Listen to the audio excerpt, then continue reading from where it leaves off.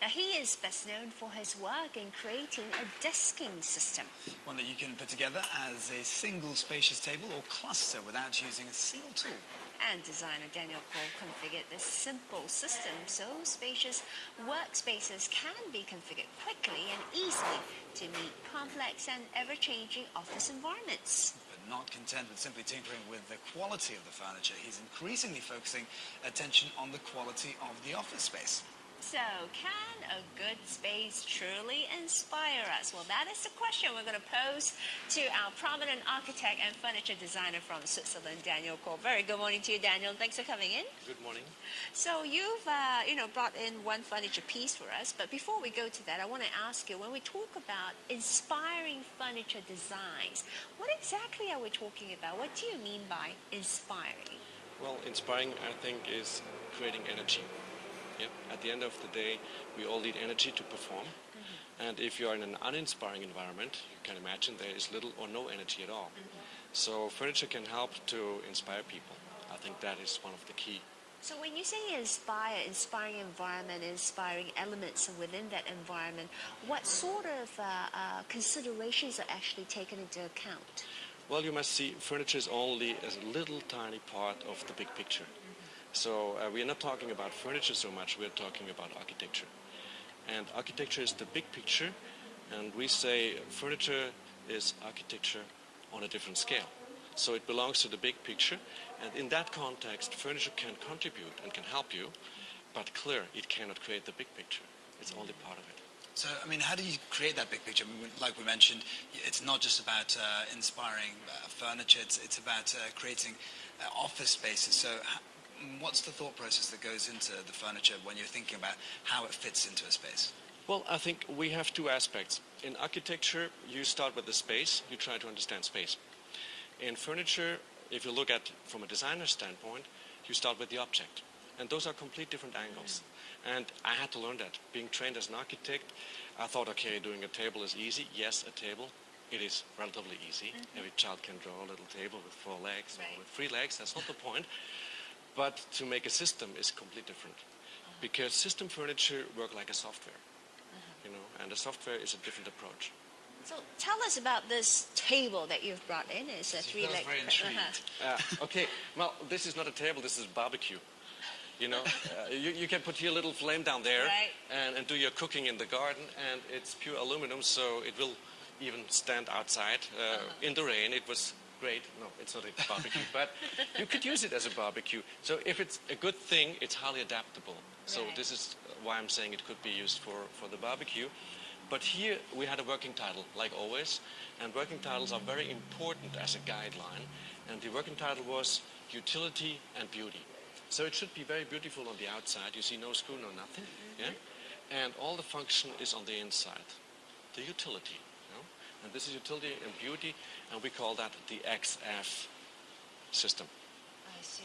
So this particular system you're mentioning just won the Platinum Award for Unique Furniture Design in KL. Yeah. What inspired you to come up with a design like that? How do you first even, draw something in your head? We never asked somebody to inspire us. Yeah. So we never got a design brief to do that, in terms of then somebody gave me a call and said, come up with a new table. But we are in system furniture since more than 25 years. And so you progress over the time. When you heard the first piece of the young Mozart, it was quite different from the last piece of the old Mozart. Yeah? So he, by going gradually from one stage to the next, learns and makes more and more. Yesterday we met some architects here in Singapore. We had a very good discussion. And I asked them, what would you do if you had to create something new? And he said, well, it should be less. So the first question is less. How can you do more with less? Going minimal, right? Exactly. And minimal is what you see here. This is exactly the concept. One profile, one leg, that's it. Going less is also easier to handle. So, because I understand that your designs are all about simplicity, so that they can fit in spaces of all different sizes. I mean, was that the inspiration behind these types of designs? Yeah, because when you're an architect, normally you know your customer. Yeah, you build for somebody and he tells you, I have 3 kids, I have a horse, I have a dog, and I have 2 cars. Yeah. if you're a designer, you don't know the customer. I mean, there are so many, and they have so different needs. So if there are so many customers you don't know, you have to create something that is highly adaptable.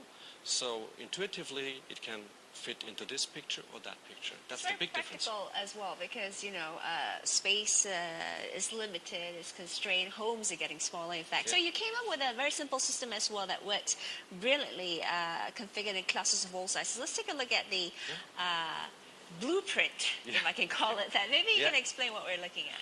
Well, we always work with working titles. For us, when we start a new project, it gives us in that direction. And Sense, that was our latest product for Herman Muller, that we created, was inspired by, let's say, the IKEA generation.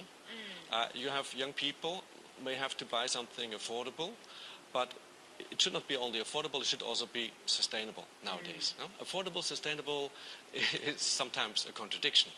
And so we said we want to have something that could be assembled and knocked down without tools, in seconds and intuitively. And then it makes a lot of sense. This is the working title. And then we translated the assembling process into the whole structure. But when you come up with such furniture designs, I mean, one of the aspects that I think nowadays people really look into it is the ergonomics of it all. Is that also part of your consideration when you actually design something? Absolutely. Because when you look at, let's say, an iPhone, it is beautifully designed and it works beautiful. So there is no trade the one for the other. So it can come up, this is not a piece of art. This is not a sculpture. This is not a painting. This should work. At the end of the day, it should work beautifully and it should look beautiful.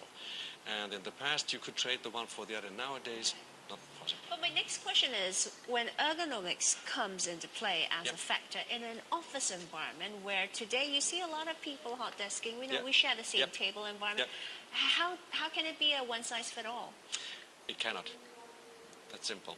You always have to compromise with the one-size-fits-all because we are different. So that is the first illusion you have to get rid of. You cannot do something for everybody. But what you can offer are different scenarios. Well, actually, I was going to ask as well, I mean, you're in Asia right now, and you mentioned you just won an award in Kuala Lumpur as well. What are the big differences between office spaces in Europe and in Asia? I think there are some cultural differences where people used to work this way or that way. But there is one common denominator, and this is we are all human. So we have all more or less the same human needs. So the biggest flaws in offices today, when you make some research, if it's in Switzerland or in Asia, is not furniture, by the way, it's acoustics. So acoustic is one big factor. Then temperature and light. So those are all basic human needs. Nothing to do with the culture, nothing to do where you live. Those are basic needs you have to address. And then you have patterns, like in Asia, you have cities that are highly dense, and funny enough, the office is dense enough. It's the same thing, it's a dense office, so you have dense environment where you have to cover many needs in little space. That is probably one of the differences. But you get the same thing now in North America. Why? We also try to shrink the office for cost reasons, so they are after the most efficient office. So you're back to Asia. So everyone's going. We are living Asian in the global village. That's the point. When we started this venture here, we were fully aware we are living now in a global village. It's no longer me. It was funny. In Kuala Lumpur, I've been asked, is this for expert? I said, what is that? What is expert? Expert no longer exists. We are not in the expert industry anymore. We are in the global village. So furniture has to speak the same language that can appeal to all as well. Well, thank you, Daniel, for coming in this morning. And Daniel, there's some great insights on what goes into designing a creative office space. And next time you walk into an office, don't take it for granted. A lot of thought has been put into it. Yeah, something a lot of us who spend long hours at the office can definitely identify with, I think.